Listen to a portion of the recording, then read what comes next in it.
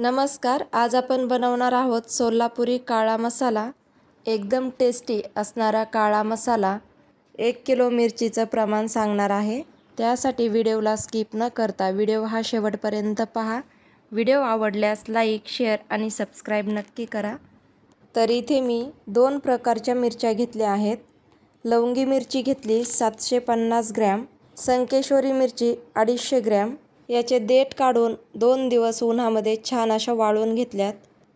आता लो फ्लेमवरती आपल्याला या मिरच्याला छान असं भाजून घ्यायचं आहे.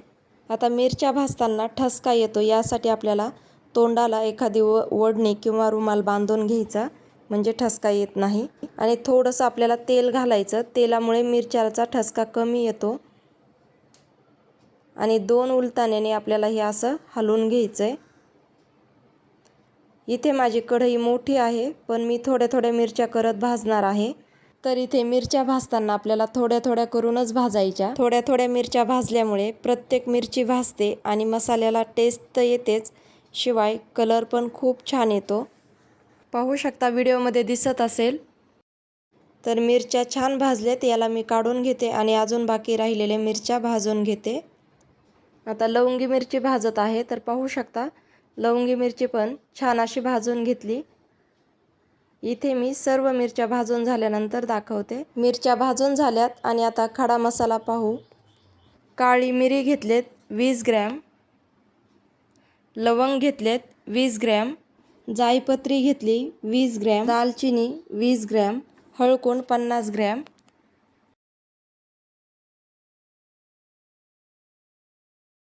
दगडफूल 20 ग्रॅम, साधे जिरे 100 ग्रॅम, चक्रफूल 20 ग्रॅम, खडा हिंग 30 ग्रॅम, सुंठ 50 ग्रॅम, शहाजिरे 20 ग्रॅम, तेजपत्ता 20 ग्रॅम,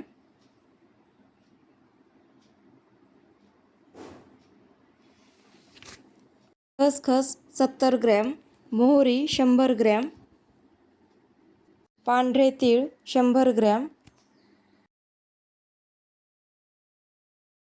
तर माझ्याकडे वाळवलेला कांदा नसल्यामुळे मी इथे अर्धा किलो कांदा उभा बारीक चिरून याला मी छान असं लालसर कलरचा होईपर्यंत तळून घेणार आहे.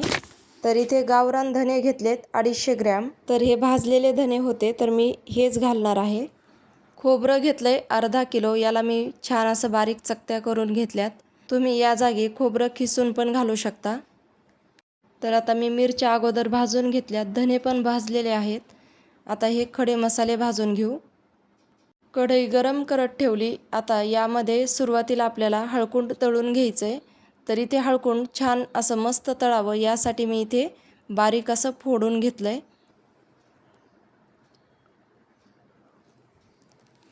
तर हळकुंड इथे बारीक यासाठी फोडून घेतलं आहे. हळकुंड आतपर्यंत छान असं तळतं, यासाठी. तुम्ही अख्खं पण तळू शकता. तर पाहू शकता तळायला टाकताना हळकुंड किती लहान होतं आणि आता तळल्यानंतर किती छान असं फुललं आहे. हळकुंड तळलं गेलं, याला मी काढून घेते.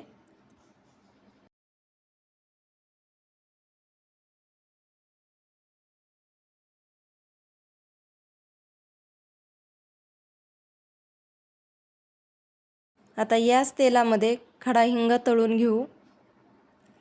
खडा हिंग पण तुम्ही फोडून तळू शकता. हा मसाला नक्की एकदा ट्राय करा, खूप छान होतो. किंवा मग मसाला बनवायला तुम्हाला वेळ नसेल किंवा मग तुमच्या घरी मिरच्या वाळवायला ऊन येत नसेल, तर तुम्ही माझ्याकडून पण मसाला ऑर्डर करू शकता. स्क्रीनवर नंबर दिला, यावरती व्हॉट्सअप करा. तर इथे खडा हिंग पण छान तळलाय. आता अजून यामध्ये तेल घालू. फक्त ऑर्डर करणाऱ्यांनीच नंबरवरती व्हॉट्सअप करावा. तुम्हाला जर मसाल्याची रेसिपी बनवायची असेल, काही डाऊट असेल, तर व्हिडिओला कमेंट करा. तर इथे मी 1.5 फुलपात्र तेल गरम करत ठेवले. तेल आपल्याला छान असं कडकडीत गरम करून घ्यायचं आहे आणि त्यामध्ये आपल्याला कांदा तळून घ्यायचा आहे. तर इथे मी 2-3 टप्प्याने कांदा तळून घेते. तर कांदा आपल्याला या तेलामध्ये थोडा थोडा करूनच तळून घ्यायचा आहे, म्हणजे छान असा खरपूस तळतो, कुरकुरीत होतो. हा कांदा तळायला थोडा वेळ लागतो, यासाठी आपल्याला यामध्ये मीठ घालायचं आहे. कांदा तळताना मीठ घातल्यामुळे कांद्याला पाणी सुटतं आणि कांदा लवकर कुरकुरीत तळतो. तर इथे मी अर्धा चमचा मीठ घालते.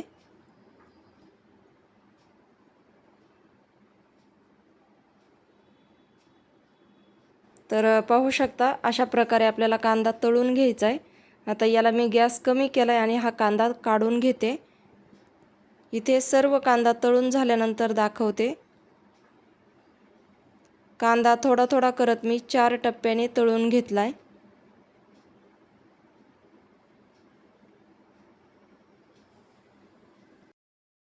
तुम्हाला जर 2 किलो मिरचीपासून सोलापुरी काळा मसाला बनवायचा असेल तर मी आपल्या चॅनलवरती व्हिडिओ अपलोड केला आहे. तुम्हाला मी लिंक देते डिस्क्रिप्शन बॉक्समध्ये. त्यावरती जाऊन तुम्ही नक्कीच व्हिडिओ पाहू शकता. आणि मसाला केल्यानंतर मसाला कसा झाला याची पण मला कमेंट करा. तर आता कांदा तळून झाला आहे.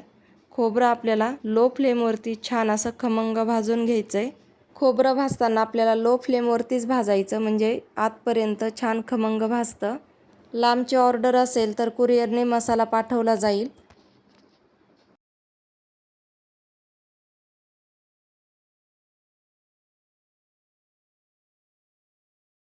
खोबरं असं छान भाजले. आता याला मी काढून घेते.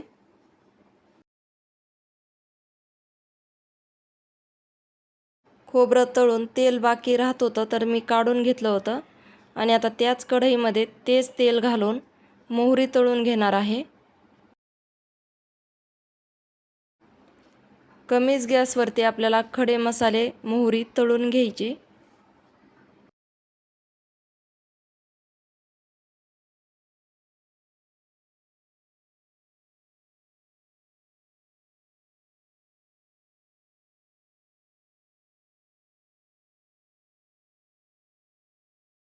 आता याच तेलामध्ये खडे मसाले घालू.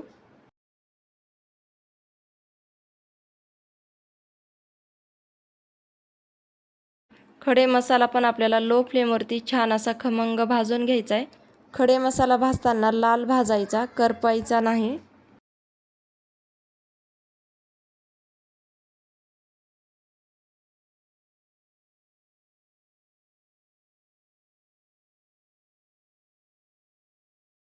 मसाले भाजलेत, यामध्ये पांढरे तीळ घालू आणि याला पण मसाल्यासोबत छान खमंग भाजून घेऊ.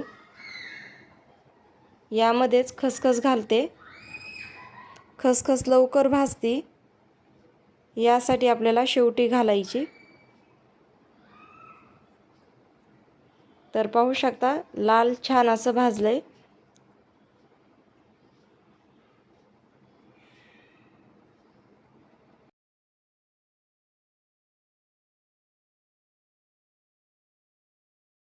याला मी काढून घेते.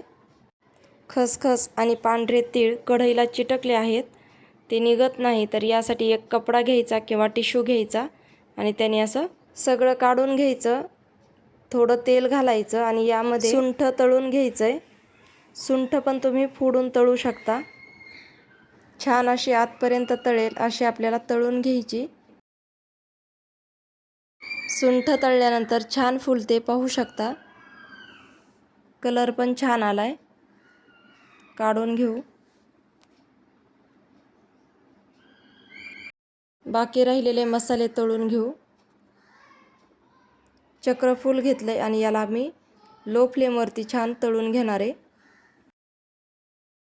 तळले, आता याला मी काढून घेते. आता यामध्ये जिरे तळून घेऊ किंवा भाजून घेऊ.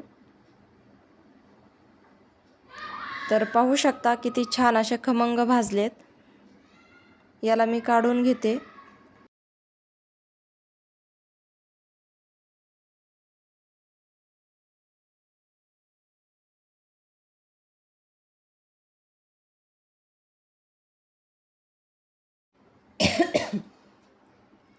आता दगडफूल भाजून घ्यायचंय. दगडफूल भाजताना दगडफूल आपल्याला जास्त भाजायचं नाही, फक्त थोडंसं तेल घालून हलकंसं गरम करून घ्यायचंय.